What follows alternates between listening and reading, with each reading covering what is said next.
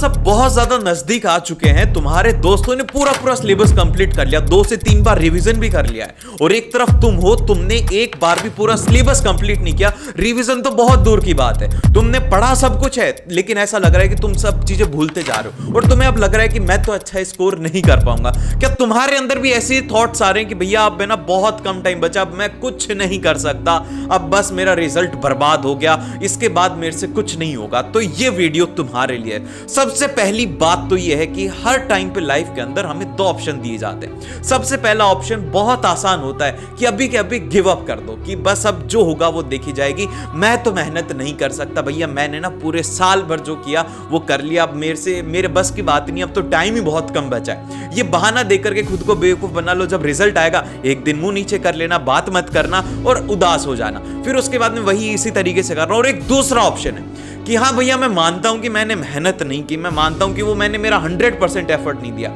लेकिन अब ये वीडियो के बाद में मुझे लग रहा है कि मुझे मेहनत करनी चाहिए। और एक बात बताऊं, तुम्हारे जैसा टैलेंटेड स्टूडेंट कोई भी नहीं। एक बार सोचो यार कि जब तुम बिना पढ़े, तुम लास्ट के 4-5 दिनों के अंदर पढ़ के, जब तुमने तुम्हारे हाफ ईयरली या फिर प्री बोर्ड्स में ज्यादा अच्छे नहीं लेकिन 60-70% स्कोर किया, तो तुम्हारे अंदर दिमाग तो है, तो तुम्हें यह बात समझनी होगी, अपने आप को अंदर से जगाओ कि भाई मैं कर सकता हूं। जब भी एक बात आप लोगों को कुछ भी अगर ये डाउट हो ना, सेल्फ डाउट हो, बस अपने आप को एक चीज बोलना कि मैं भगवान का अंश हूं, मैं किसी से हार नहीं सकता। ये जो एक लाइन है ना, मैं तो बहुत बार बोलता हूं, इससे मुझे मोटिवेशन मिलता है। फिर से इस लाइन को सुनो कि मैं भगवान का अंश हूं, मैं कैसे हार सकता हूं जब भगवान मेरे साथ में है। तो बस इसी के साथ में आज से अपना 100% दो कि यस भैया, आज से 100% दे रहा हूं कि जब तक मेरे एग्जाम है मैं अपने फोन को नहीं छूऊंगा। क्या मिला तुम्हें फोन चला करके, क्या मिला तुम्हें रील्स देख करके, क्या मिला तुम्हें गेम्स खेल के? इनफैक्ट तुम्हें तो याद भी नहीं है कि तुमने कैसी कैसी रील्स देखी थी, तुमने कौन सी वेब सीरीज देखी थी, कौन सी मूवी देखी थी, क्या डायलॉग देखा था, और उसमें तुमने अपना टाइम बर्बाद कर दिया। लेकिन अब ऐसा नहीं करना। अब अपने आप से इस वीडियो को रोको और पॉज करो। भाई मैं बोल रहा हूं, अगर आज तुमने इस चीज को मिस कर दिया ना भाई, हमेशा हमेशा के लिए रिग्रेट रह जाएगा। और प्रॉमिस करके जाओ कि यस भैया, इन दिनों के अंदर मैं 100% अपना दूंगा। Yes, I promise I will give my 100%। भाई एक बार ये लाइन लिख करके देख, कितना मोटिवेशन आएगा, कितना तुम्हें अंदर से जज्बा आएगा कि भैया मैं कर सकता हूं, मैं क्या हूं, मैं भी भगवान का अंश हूं, भगवान का आशीर्वाद है तुम्हारे साथ में, तुम कर सकते हो। अब इसके बाद में हम लोग कुछ ऐसे स्टडी प्लान्स के बारे में डिस्कशन करने वाले हैं जो कि हर एक स्टूडेंट को इस एग्जाम टाइम में जरूर से फॉलो करना चाहिए। तो भाई देखो, सबसे पहले सभी स्टूडेंट को अब ये लग रहा है कि अब एग्जाम भैया बहुत ही कम टाइम में है और सिलेबस इतना ज्यादा है। तो अरे भाई, किसने कहा कि तुम्हें सारा सिलेबस स्टडी करना है? तुम्हें सिलेबस को पूरे को स्टडी नहीं करना। मैं तुम्हें एक बात बताता हूं कि तुम्हें क्या करना है, अभी इस टाइम के ऊपर फोकस करना है केवल और केवल इंपॉर्टेंट टॉपिक के ऊपर। अब भैया ये इंपॉर्टेंट टॉपिक पता कैसे लगेगा? तो इसके लिए तुम क्या कर सकते हो, सबसे पहले काम कर सकते हो कि प्रीवियस ईयर क्वेश्चंस को स्टडी करो। कोई भी चैप्टर अगर स्टडी कर रहे हो, उससे पहले उसके प्रीवियस ईयर क्वेश्चन पूछो, क्योंकि सीबीएसई की हमेशा से आदत रही है कि वो कभी भी 5 साल के जो पेपर रहते हैं उनसे बाहर उनका पेपर नहीं बनता। तो तुम कोशिश करो कि पहले प्रीवियस ईयर क्वेश्चन को कर लो। अगर ये नहीं कर पाते हो तो सिंपल सा मैंने वीडियोस बना रखे मोस्ट इंपॉर्टेंट टॉपिक की, उनको जाकर के देख सकते हो। देन फिर इसके बाद में तुम्हें मैं बताता हूं, अब इस टाइम के ऊपर तुम्हें फॉलो करना चाहिए वो 1 आवर का गोल्डन रूल फॉलो करना चाहिए। अब ये क्या है भाई, देखो हमारी जो बॉडी है इसके अंदर इस तरीके से हमारी बायोलॉजिकल क्लॉक सेट की गई है कि हम 1 घंटे तक हाई फोकस के साथ में स्टडी कर सकते हैं। तो अब ये गोल्डन आवर स्ट्रेटेजी हमें ये कहती है कि जब भी हम लोग 1 घंटे के लिए स्टडी करेंगे, हमारा जो स्लॉट रहना चाहिए वो रहना चाहिए 1 घंटे का। फिर उसके बाद में हम लोग लेंगे यहां पर 5 मिनट का ब्रेक। अब ये जो है, इस 1 घंटे के अंदर हमारे पास में किसी भी प्रकार का कोई भी डिस्ट्रैक्शन नहीं होना चाहिए, जो कि हमारा फोन है हमसे दूर रहना चाहिए, किसी का कॉल नहीं आना चाहिए, कोई भी रूम में एंटर नहीं करना चाहिए। जब भी पढ़ने बैठो तो टाइमर लगा के बैठ जाओ 1 घंटे का। 1 घंटे का टाइमर लगा के बैठोगे तो तुम उस टाइम पर देखोगे कि मैं तो 1 घंटे के अंदर 3 घंटे की पढ़ाई कर रहा हूं। क्योंकि बहुत सारे स्टूडेंट क्या कर रहे हैं कि एक साथ 5 घंटे बैठ रहे हैं, तो उसमें आपका दिमाग बोर होने लग जाता है। तो इसीलिए आपको क्या करना, आपके दिमाग के अकॉर्डिंग वर्क करो। आपने 1 घंटे स्टडी किया, आपका अलार्म बजा, आपने 5 मिनट का ब्रेक लिया, फिर से 1 घंटे स्टडी किया। इससे क्या होगा कि आपके अंदर पढ़ने की एनर्जी आएगी, क्योंकि 5 मिनट के अंदर हम रिफ्रेश कर जाते, कोई नई चीज देखते हैं तो उससे हमारा दिमाग ऑटोमेटिकली रिफ्रेश हो जाएगा।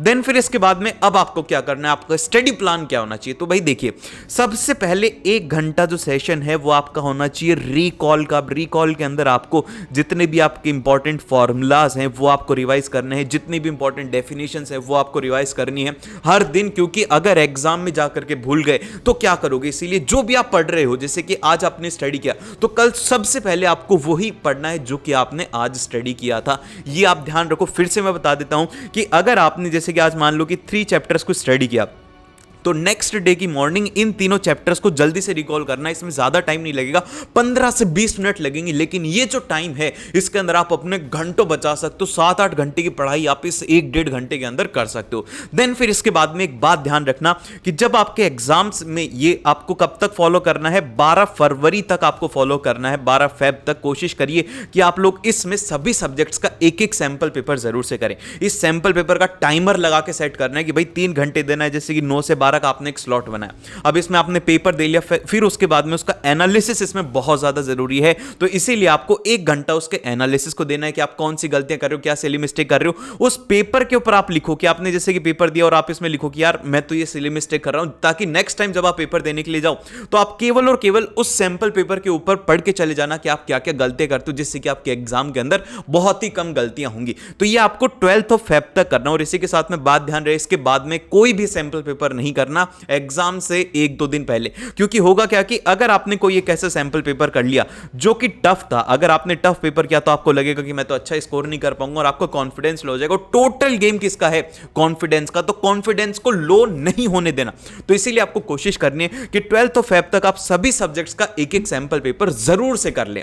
देन फिर इसके बाद में आपका जो दिन है, ये हमारा फर्स्ट पार्ट हो गया, जिसके अंदर कि हम लोग 4-5 घंटे की स्टडी ऑलरेडी कर चुके होंगे। फिर इसके बाद में जो हमारे 5 घंटे हैं वो इस तरीके से डिसाइडेड रहेंगे, जैसे कि अगर हम लोग साइंस स्टडी कर रहे हैं फर्स्ट डे, तो इसमें हमें कंटिन्यू साइंस को स्टडी नहीं करना है। इसमें हमें 2 हिस्से कर लेने कि भैया फिजिक्स और बायो। इसमें 1-1 घंटे का हमने टाइमर लगा लिया कि आप फिक्स करो कि भैया मुझे 1 घंटे के अंदर इस चैप्टर का इतना पोर्शन कंप्लीट करना है। अगर टाइमर और डेडलाइन सेट नहीं करोगे तो चीजें कंप्लीट नहीं होंगी, तुम तुम्हारा टाइम वेस्ट करते रहोगे। तो जैसे कि आपने 1 घंटे फिजिक्स पढ़ा, फिर उसके बाद में आपने यहां पर 5 मिनट का ब्रेक लिया, फिर उसके बाद में आपने यहां पर बायो पढ़ा 1 घंटे, फिर उसके बाद में आपने 15 मिनट का ब्रेक लिया। फिर उसके बाद में जो आपका नेक्स्ट सब्जेक्ट आ रहा है वो आ रहा है यहाँ पर इंग्लिश। इंग्लिश को आपने 1.5 घंटा दिया, क्योंकि अब इंग्लिश का एग्जाम बहुत ज़्यादा नज़दीक है। तो इसके आपने समरी वीडियो को स्टडी किया या फिर आपने जो भी किया इसके अंदर आपको स्टडी करना है। फिर उसके बाद में आपने 10 से 15 मिनट का ब्रेक लिया। फिर उसके बाद में नाइट वाला जो सेशन है, इस सेशन के अंदर बहुत सारे स्टूडेंट लाइव क्लासेस वगैरह लेते हैं, तो वो आप ले सकते हो। इस टाइम के ऊपर ये जो नाइट वाला टाइम है, इसमें आपको आपके टीचर से स्टडी करना है। और ये जो हमारा मॉर्निंग वाला ये जो सेशन था, ये जो 2 हैं सेशन साइंस का और इंग्लिश का, इसके अंदर हम क्या करेंगे, इसमें करेंगे हम लोग सेल्फ स्टडी। और रात के टाइम पर आपको क्या करना है, अपने फोन में या फिर ईयरफोन लगा करके उस टाइम पर आपको स्टडी करना है। 3 से 4 घंटे रहेंगे, जिस टाइम पर अगर आपको कोई चैप्टर नहीं आ रहा वो आप पढ़ सकते हो। आप किसी के लाइव क्लासेस लेते हो तो वो आप ले सकते हो। इससे आपका टाइम बहुत ज्यादा सेव होगा। और ये जो हमारा सेल्फ स्टडी का टाइम है, इसमें डिस्ट्रैक्शन फ्री होकर के आप बहुत ही अच्छे तरीके से स्टडी कर पाएंगे। फिर उसके बाद में अगले दिन आपने स्टडी किया, तो अगले दिन आपने एसएसटी को ले लिया, एसएसटी में हिस्ट्री और इकोनॉमिक्स को किया। फिर अगले दिन आप इसको हटा करके यहां पर मैथ्स को लेके आ सकते हो। ये सेल्फ स्टडी का टाइम है। सेल्फ स्टडी के अंदर आपको क्या करना है, आपको नोट्स से रिवाइज करना है, आपको प्रीवियस ईयर क्वेश्चंस को करना है, आपको इस तरीके से स्टडी करनी है कि आप मैक्सिमम स्टडी इस टाइम पर कर पाए। अपने सेल्फ स्टडी का टाइम इसमें देना बहुत ज्यादा जरूरी है। यूट्यूब के ऊपर और टीचर्स के ऊपर डिपेंड मत रहो। सेल्फ स्टडी बहुत ज्यादा जरूरी है बोर्ड्स एग्जाम के लिए।